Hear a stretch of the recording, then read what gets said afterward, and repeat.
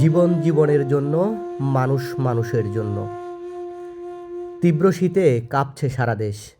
সমাজের ছিন্নমূল ও অসহায় মানুষের দুবেলা দুমুঠো ভাত জোটানোই যেখানে কঠিন, সেখানে শীতের কাপড় যেন তাদের কাছে বিলাসিতা।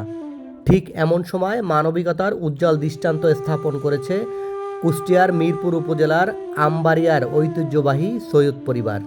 গতকাল সৈয়দ পরিবারের কৃতি সন্তান হাজী মোহাম্মদ রকুনুজ্জামান রুবেল ও সৈয়দ শামসুজ্জামান সুইটসের উদ্যোগে প্রায় 2000 অসহায় ও দারিদ্র মানুষের মাঝে শীতবস্ত্র বিতরণ করা হয়। প্রচণ্ড শীতে এসব মানুষের মুখে হাসি ফোটাতে তাদের এই উদ্যোগ ছিল সত্যিই প্রশংসনীয়। কুষ্টিয়ার এই ঐতিহ্যবাহী সৈয়দ পরিবার যে কোনো প্রাকৃতিক দুর্যোগ, সংকটময় সময়ে সমাজের অসহায় মানুষের পাশে দাঁড়িয়ে আসছে। মানবতার সেবায় তাদের এই অবদান সমাজের জন্য অনুকরণীয় দৃষ্টান্ত হয়ে থাকবে।